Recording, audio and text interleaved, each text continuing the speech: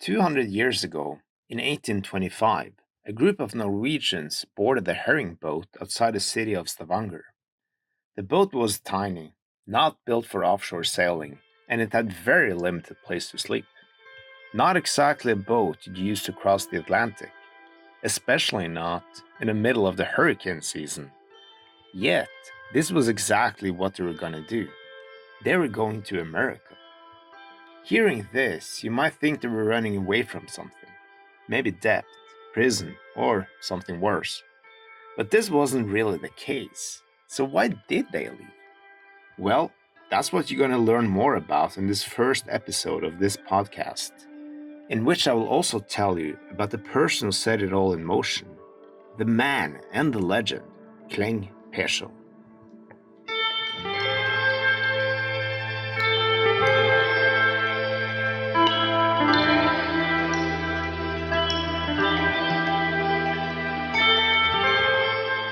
My name is Fredrik Karlstveit, and the podcast you're listening to is called 200 Norwegians for the simple reason that it is about 200 different Norwegians that have changed American history over the course of the last 200 years. And the first episode is about Cleng Peerson and the Sloopers. But before we begin, let's take a moment and talk about why I'm making this podcast series. And the reason is actually that I'm interested in American history. But why then am I focusing on Norwegian immigration, you might say? While Norwegians are surely a part of the American melting pot, or perhaps more precisely, the salad bowl of America, it might sound like a little bit of a stretch to zoom in on just one single bite of this salad, which surely consists of German sauerkraut and Scottish haggis and Mexican salsa just as much as Norwegian lutefisk. To this, I just want to say that every story can't be about everything, even a story told in 200 chapters. And sometimes you understand more by zooming in than by zooming out. Just like a street photography sometimes tells more about life in America than a satellite photo of the entire country. Needless to say, I am also a Norwegian, even a Norwegian immigrant, so I'm pretty well equipped to tell this story, or these stories. And there's an anniversary coming up this year, the 200th anniversary of Norwegian immigration to America. And this brings us to another question some of you might have. Why am I saying that Norwegian immigration to America started only 200 years ago?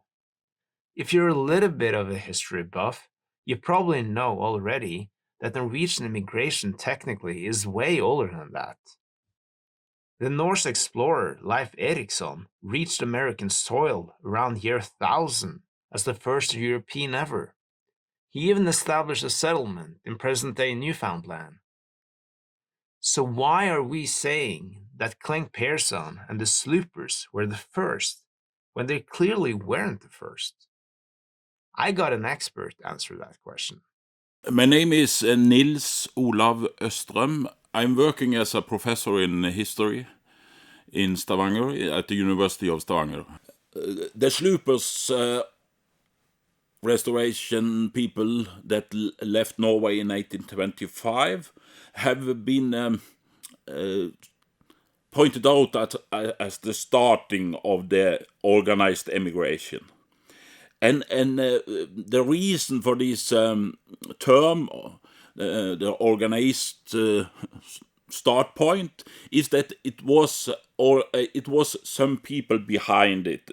Of course, you have this Quaker group that was established in the Stavanger area early in the century after the Napoleonic War, and there was also owners of the ship. One person that owned. There was people that set this group together in a way. So because of that, we call it a sort of organized emigration, and also the story that followed, the history that followed, can be connected because owners of ship was following up. They was into the emigration in the way that they in a way exported people. They was setting up ships with the emigrants that left. So it was a movement starting, and yes. And behind all these, you have some starters, and Cleng Peerson was really one of them. So let's go back to the very beginning of Kleng's story, which starts sometime around 1782 or 1783. The exact year remains a bit of a mystery due to a fire in the local church that consumed the birth records. Kleng's father's name was Per, and his mother's name was Inger. Inger had been married before to a man named Kleng who had passed away. In accordance with the naming customs of the day, the firstborn in her new marriage was named after her late husband. We don't know too much about Kleng's parents, but we do know that they were husmannsfolk, or cotters or tenant farmers, as you might want to say in English. Husmannsfolk typically rented small plots of land, and in return, they either paid rent or they worked as farmhands for the bigger farm. Although husmannsfolk could farm on their small plots, their land were rarely enough to sustain them. To make ends meet, they needed a secondary income, and on the west coast of Norway, where Kleng was from, fishing was a common supplement. We do know that this family moved a little bit around. At some point, they lived at Leirvik, which was a farm, and then later on a different farm called Hesthammer. Some accounts suggest that Kleng grew up in poverty and in a famine-ridden community. A good example is Alfred Hauge's two-volume novel about Cleng Peerson. In this novel, his home village Tysvær is described as a grey, hungry tongue sticking out into the fjord.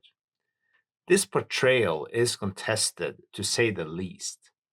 Although measuring poverty is never straightforward, most historians today agree that Norway was probably not particularly poor by European standards 200 years ago, and Tysvær was probably no exception.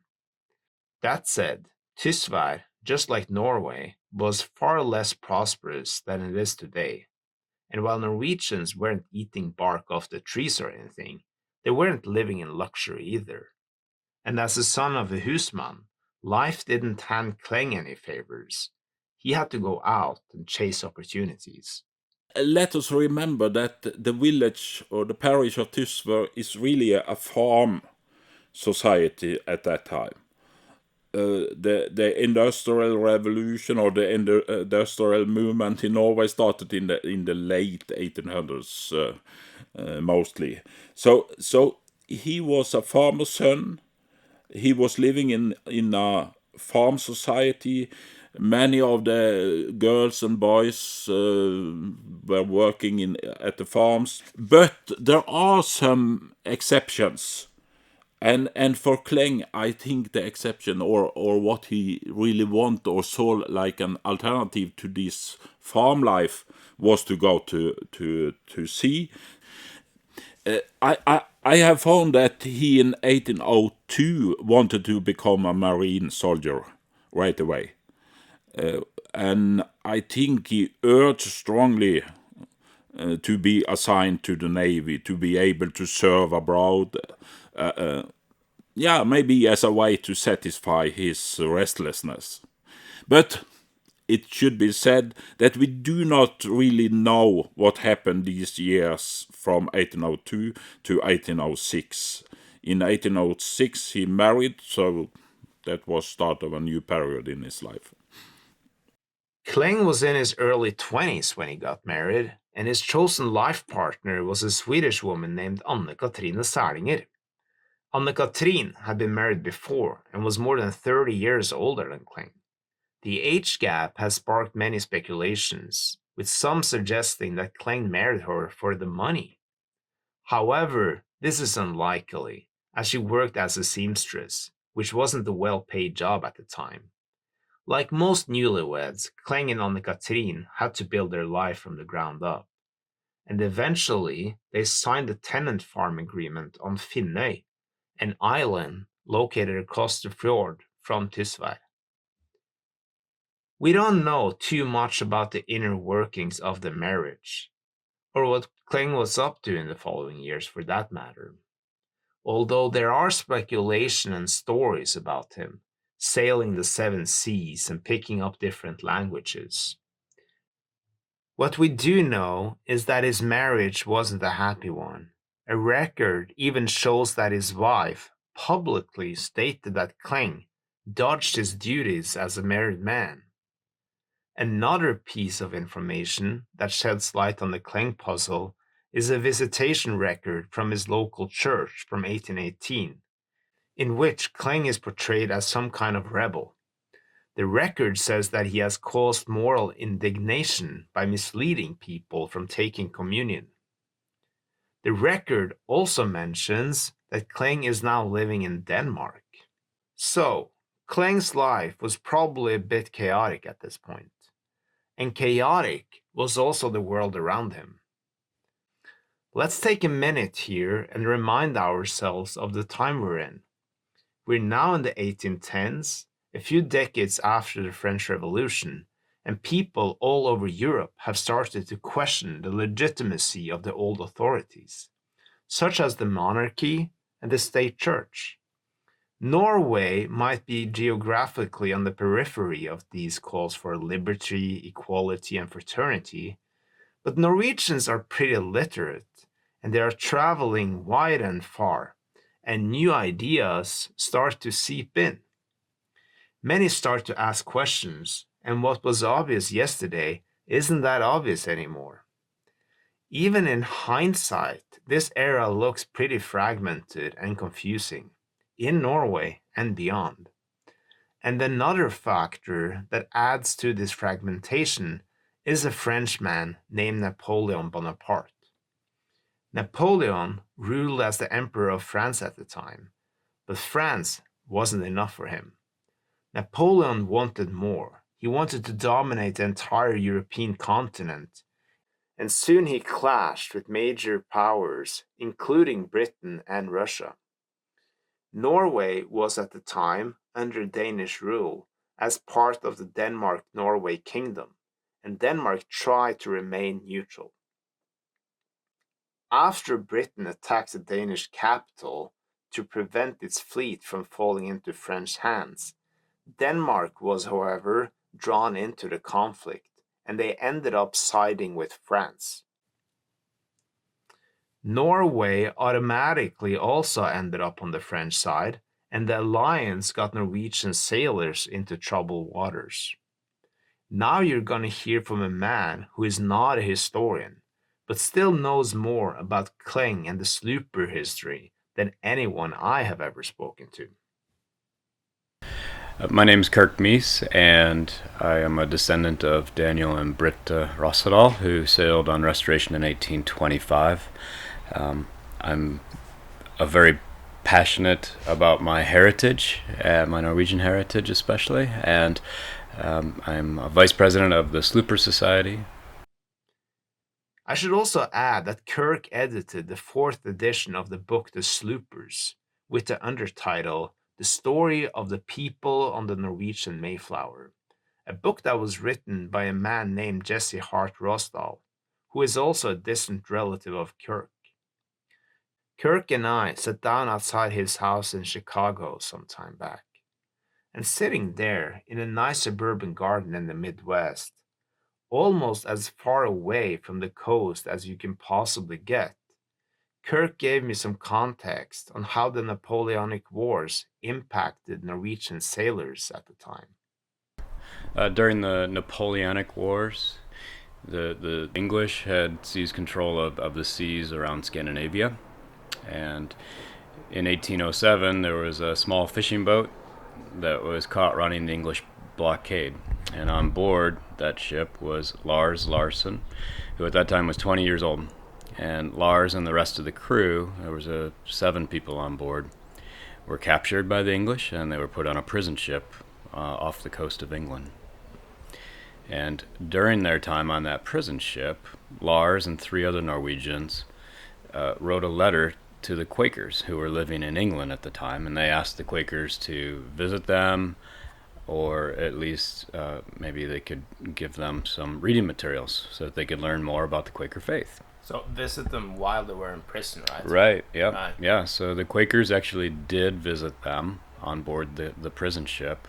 And during that time, and of course I imagine it was over many visits over several years, but many of those Norwegians then converted to the Quaker faith.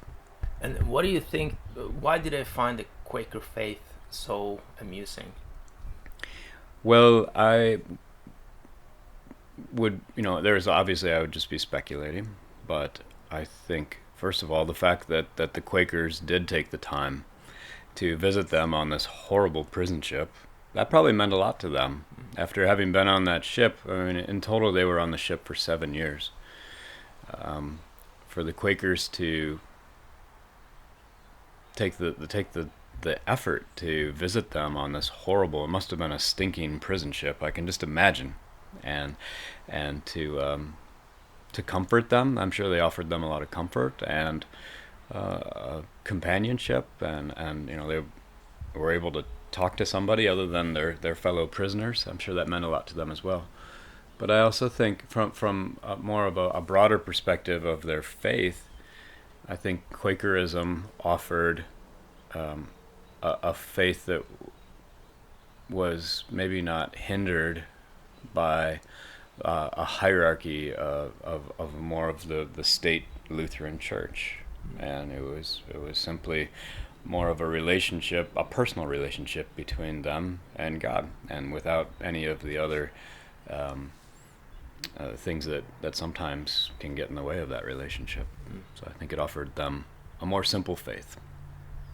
Now you might be wondering how all of this connects to Cleng Peerson and Norwegian emigration, or, for that matter, what Quakerism is all about.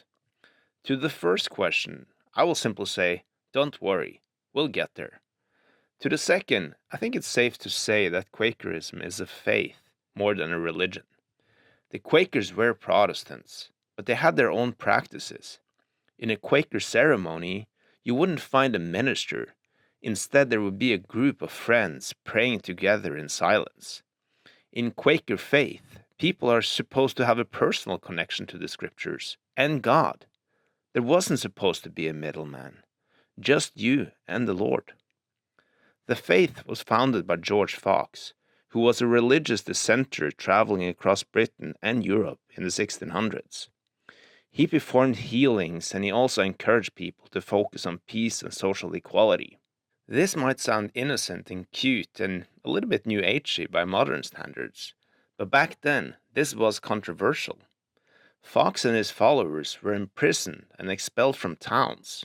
However, the movement grew, both in England and beyond.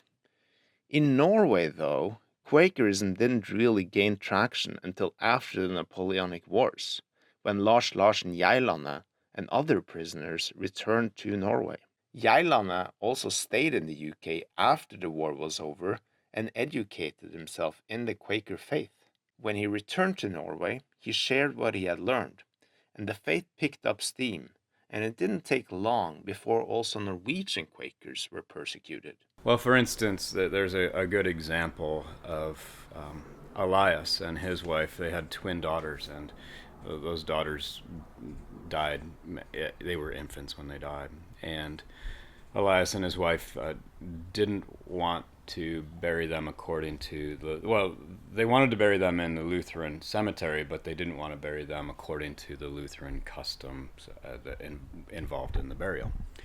And so they were denied the privilege of burying them in the cemetery of the Lutheran Church, which must have been very hard for them. I mean, that's their community, right? That's where all of their ancestors had been buried, and they would feel that their children should be buried there as well.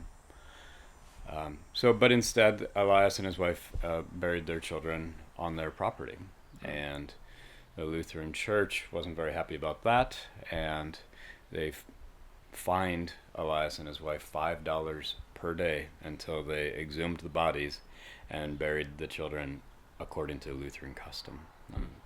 That was a very hefty fine, especially back in those days. As the Norwegian Quakers got increasingly frustrated, they were informed by their Quaker friends in France and in Britain that there was a country across the Atlantic where persecution like this wouldn't happen. Still, leaving Norway remained a pretty outlandish idea for a while. At that time, very few Norwegians had gone to the United States. There was the occasional Norwegian seaman who decided to stay in America as opposed to going back to Norway, but there had never been a group of Norwegians that had gone to America before. And so there wasn't much knowledge of what they would find over there. And of course, they only had a vague recollection of what that land might even look like and what the voyage to get there might look like. They knew they would have to cross the ocean, but I'm sure they didn't even realize what that would involve. And there were a lot of unknowns. I think there's records of them being concerned about sea creatures that might eat their ship or pirates that might attack their ship. And of course, they knew there would be storms. And these were people who lived by the sea, but they had never crossed the sea. They were fishermen, so it was local sailing along the coast. And the idea of crossing an ocean to get to another country that was thousands of miles away must have been terrifying, I would think. But the idea became somewhat less terrifying as the years passed by and the persecution prolonged. At some point, the Norwegian Quakers and also other religious freethinkers wanted to take a closer look at the prospect of going to America. And the logical first step was to send a scout over the Atlantic. This is where Cleng Peerson finally re-enters the scene. The Norwegian Quakers sent 2 men to America to investigate the possibility of living there, and one of those men was Cleng Peerson. And why did they pick Cleng? I think Cleng had an affinity, a natural affinity for the Quakers, and their rejection of the hierarchy of the Lutheran Church. Cleng seemed to have some of those same, I think he shared that same feelings toward the Lutheran Church to some degree anyway. And Cleng was also a wanderer. I mean, he seemed to have an affinity to helping people and to exploring new lands, and so it's probably just a really logical fit that, hey Cleng, you want to go to America and check this place out for us? Right. So, And he was a local as well. he was. Mention. Yeah. That's right. We should mention that nothing seemed to hold him back either. His marriage had fallen apart, and he had no kids to look out for. So why not travel to America?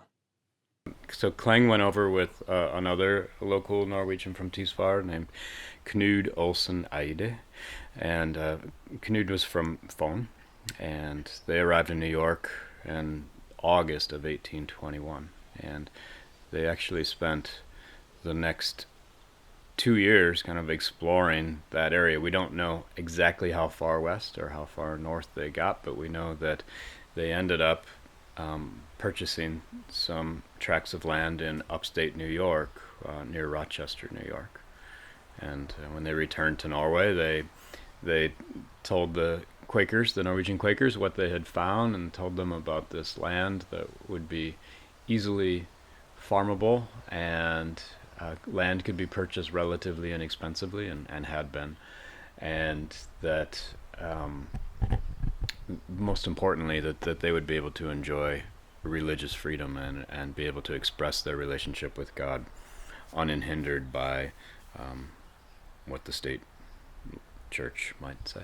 Right. So I'm sure that was the driving factor, because most of the Quakers in Norway were prosperous. I mean, my ancestors, the Rossedals, had a fantastic farm, which I'm still a little upset that they sold, but I'm joking. But I've visited Rossedal Farm many times, and it is beautiful. And so it wasn't as if they were leaving because they had financial hardships, although obviously some of them later on did. But they left primarily for religious freedom, to be able to worship their God as they chose.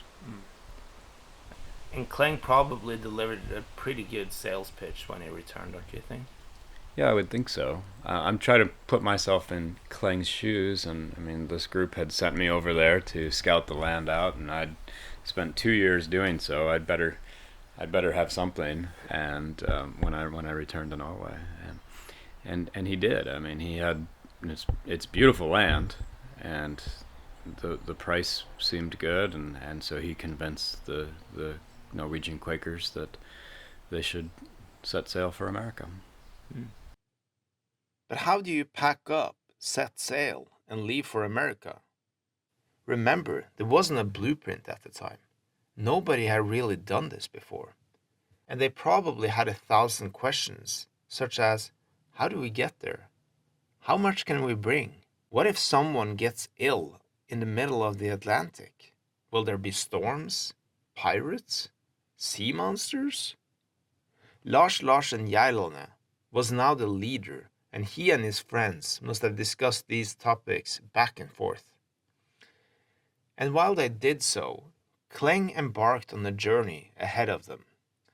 His mission this time around was to secure land and make the necessary preparations, including building 2 cabins so they would have a place to stay when they arrived. Around Christmas of 1824, Cleng sent a letter back home to Norway. This letter is one of very few written accounts we have from Cleng Peerson. In the letter, he writes that he has arrived safely in upstate New York and that the construction of the first of the 2 cabins is well underway. He also says that he has purchased a stove and other supplies. And perhaps, most importantly, he offers practical advice on how to arrange the voyage. Kleng's master plan is simple. They should buy a boat, load it with Swedish iron, and upon arrival in the US, they should sell the boat and the iron. The money they would get, Cleng argues, would be their seed money in America. Lars Larsen Gjerlande trusted Kleng's advice here. He and the rest of their friends purchased a sloop. A sloop, if you don't know, is a type of sailboat with a single mast. It has a simple rigging system, which makes it easy to handle even with a small crew. The sloop restoration had an interesting story. It was built in Hardanger in 1801 and was originally used to transport herring from Norway to Gothenburg. Its original name was Emanuel. Later, it was named Håpe, which means hope in Norwegian. And then later, it received its final name, Restaurasjon, or restoration, simply because the boat had been restored and rebuilt. Few would have thought that this tiny little herring boat would go to America in its 25th year of existence. But Lars Larsen Gjerlande and Lars Olsen Helland, who was later listed as the sloop's captain, trusted Kleng's advice and were determined. They made room for the steel, they built beds and fixed a galley for cooking on the deck. And they did much more. Despite these improvements, restoration was, at its core, still a tiny herring boat. And it wasn't like the crew was super experienced and made up for the tiny boat's shortcomings either. They lived on the coast, on the west coast of Norway, and they were very familiar with the coast and with sailing ships, but sailing ships for purposes of fishing and trade between the islands and things like that along the coast of Norway. They had never crossed an ocean before. So no one on board this ship had crossed an ocean before. But on the 4th of July, 1825, they took the leap. And by they, I mean several families and friends. Among them were Cleng Peerson's sister, Anna, and her husband. Kirk Mies' ancestors, Brita and Daniel Rossadal, were also in the group. And of course the captain, Lars Olsen Helland, and the leader, Lars Larsen Gjerlande. The health record signed in Stavanger before departure shows that the boat was cleared for sailing with 45 passengers and a crew of 7. However, this crew consisted mostly of untrained individuals who registered as crew to comply with navigation laws. There were also a total of 15 children. And, by the way, one of the women on board was pregnant, a story you will hear more about later. Each family brought one chest of belongings. Everything else was sold. Apart from this, the boat was also stacked with preserved food, such as Norwegian flatbread and dried fish. The departure was a spectacle with a huge turnout. Flags were raised everywhere, people waved their handkerchiefs, and the local battery, Kalhammer, even fired a salute. Jesse Hart Rosdahl compared the farewell to a death scene. This might sound like a little bit of a hyperbole, but let's not forget that this decision was forever. Very few of them would ever return to Norway to see their friends and families again, and they likely knew it already now, as they waved to their loved ones, who became smaller and smaller in the distance.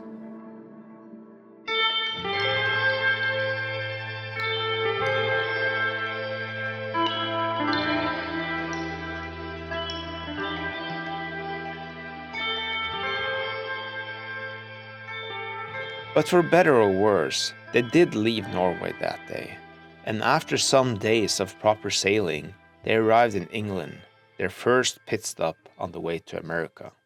They stopped in Cornwall, England, near Lizard Point, to reprovision and to make sure they had fresh water and fresh food and vegetables to make the rest of their voyage, or at least get them further down the road.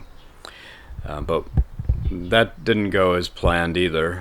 While they were in Cornwall, some of the people on the ship decided to start trading some brandy that they had on board for food and water. And it turns out that that was in direct violation of English liquor laws, and when the officials found out about that, they came down to arrest the captain and their crew. But luckily, word got to the captain and crew before the authorities did that this was going to happen, and so they got all the Norwegians back on board the ship and escaped before they could be arrested. However, unfortunately, they didn't get all of their provisions on board. After this narrow escape, they sailed south toward Portugal and Western Africa. This might sound like a bit of a detour, which it is, but it is a useful detour. It would seem logical that they should maybe just go straight west, or a great circle route would even be a little bit to the north and west, right? But both the winds and the currents in the Atlantic Ocean would carry them quite a ways south before turning to the east. So the trade winds then turn east when you get abeam Africa. And especially, the Restoration, the way Restoration is rigged as a sailing vessel, she doesn't sail to windward very good, but she sails downwind very well. And so that's the route that they followed, because the currents and the winds would take in that direction. Right. They were also in dire need of provision as they reached from Kai, a Portuguese island off the coast of Africa. And this desperation led to an interesting situation. The Restoration was sailing off the coast of Madeira, and they were in very short supply. They'd run out of fresh water, and they had run out of food, and so they had been without those things for, I would assume, at least several days. And so they were tired, and they were thirsty, and they were hungry, and they see this barrel covered in barnacles floating in the sea alongside the ship as they're sailing. And so they stop and they investigate, and they pull this barrel out of the water, and they found that it contained Madeira wine. So the story goes is that they decided that was what they had to drink, so they would drink it. And so it seems that all of the passengers, at least the adult passengers, we'll say, took part in the Madeira wine, and they all became, to at least some extent, drunk. And the story goes, and this is the story as has been relayed through the generations, is that they floated into the Madeira harbor without seeming anyone at the helm, and so they just kind of drift into the harbor here at Madeira in Funchal, and the local authorities who were guarding Funchal assumed that maybe this had been a plague ship, because all they could see was bodies lying on the deck, and they didn't see anybody at the helm taking control of the ship. They didn't see a flag indicating where this ship had come from. And so they trained their cannons in the fort on this poor little 53-foot ship full of our ancestors, and were about to blast it out of the water.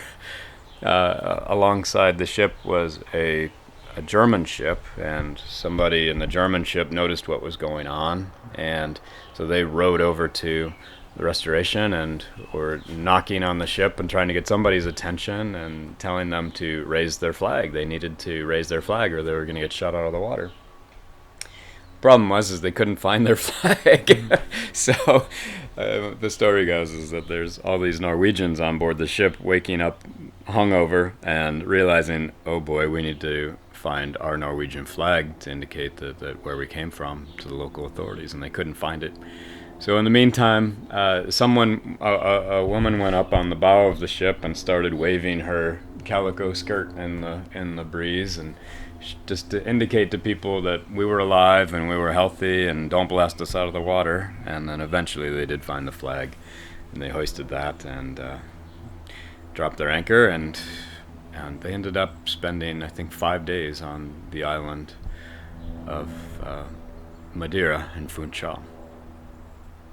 The American consul provided them with provision and also treated the entire group with dinner.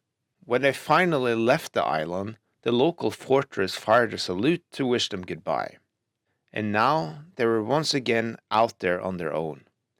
The ocean ahead of them was vast, and the sloop must have felt even smaller and more confined than ever. According to Rosdahl's book, comforts on the sloop were practically non-existent. There were no separate rooms, no place for privacy, not even a decent place to sit. Kirk can also attest to this, and he knows what he's talking about, because he has been on board a replica of Restoration, built in 2010. As a matter of fact, he and a crew of 11 sailed the replica from Norway to the Orkneys in 2023. On a 52-foot ship that was 16 feet wide at its widest point, it didn't allow a lot of room for personal space. So, of course, there were two decks. There's the upper deck, which is pretty much open to all the elements, and then there's below deck, which would be where they slept and probably prepared some of their meals down there, especially during poor weather. She doesn't sit out of the water much more than about 5 or 6 feet, so I'm sure at times the waves were crashing over the side of the ship and onto the deck. And this is, you got to remember, this is a group of people who had really no offshore sailing experience to speak of, so it must have been just terrifying to be aboard Restoration with 52 of your closest friends, enduring that for 98 days before they reached America. And could you tell me a little bit about your concrete sailing experience with Restoration in terms of how much personal space you had when you traveled with, I don't know, 11 other crew members or something like that? Yeah, well, I would say even with 11, at times it feels a little bit cramped. I mean, downstairs we're sharing bunks, and it can be a little bit tight, but certainly nothing compared to 52 people with all of their personal belongings for starting a new life in America. We do know a little bit about the life on board the sloop. On sunny days, they all prayed in silence on deck. And on days of rough seas, they'd stay below, packed in like sardines. Being that close, some of them got really close, even intimate. 18-year-old Rakel got romantically involved with the captain, Olsen Helland, and her younger sister fell in love with a man named Gudmund. And if that wasn't enough, the youngest sister, who was just 11 years old during the voyage, later married one of the crew members. The sloop was indeed a little bit of a love boat, and Nils and Bertha Nilsen had their honeymoon crossing the Atlantic, which must have been pretty interesting. Another thing that was surely interesting, and arguably the highlight of the entire voyage, was the birth of a baby. This happened right before they reached the West Indies on September 2nd, and the proud parents were Lars Larsen Geilandet and Martha Larsen.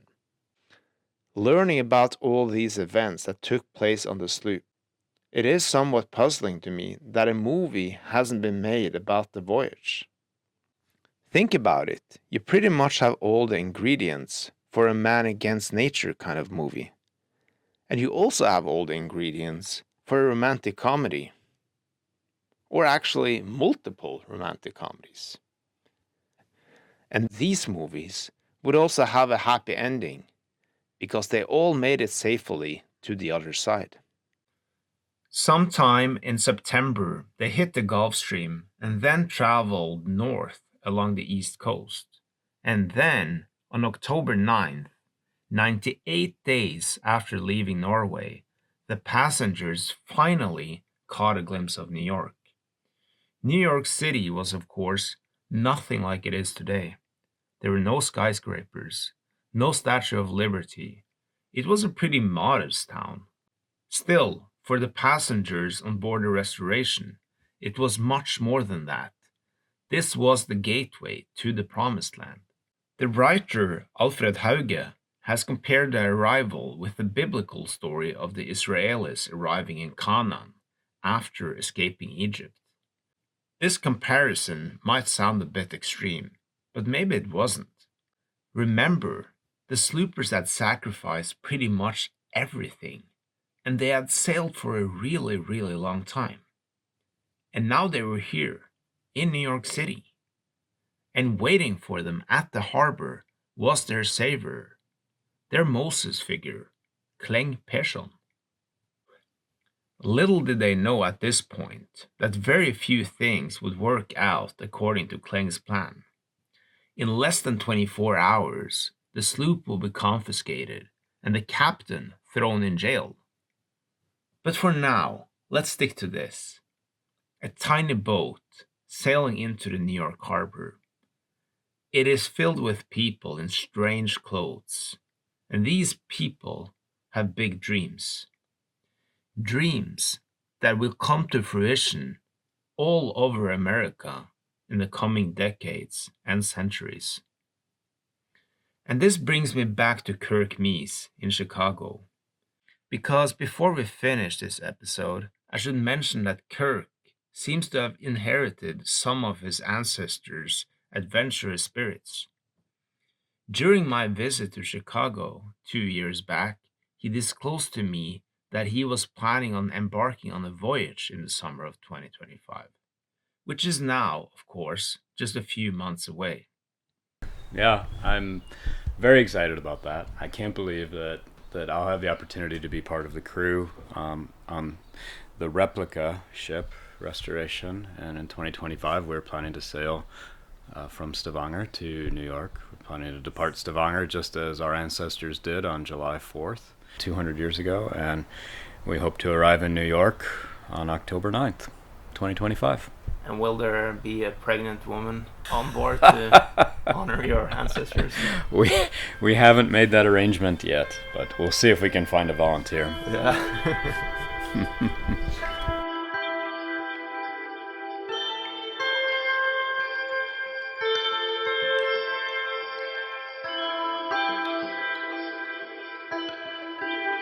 In closing, I should add that Kirk's plan has slightly changed since I spoke to him. He won't be on the boat for the entirety of his journey across the ocean, but he is gonna be on the sloop when they leave Stavanger, and he is also gonna be on the sloop as they sail up the east coast. So if you happen to be in New York this fall, around October 9th, you have the opportunity to come out and meet Kirk and the rest of the crew when they arrive in America, just like Kirk's great grandparents did 200 years ago. My name is Fredrik Karlstveit, and this episode was made in conjunction with the Vestreim Museum and with the support of Norway House Foundation out of San Francisco. The music you hear in the background was made by Jan Skoglund.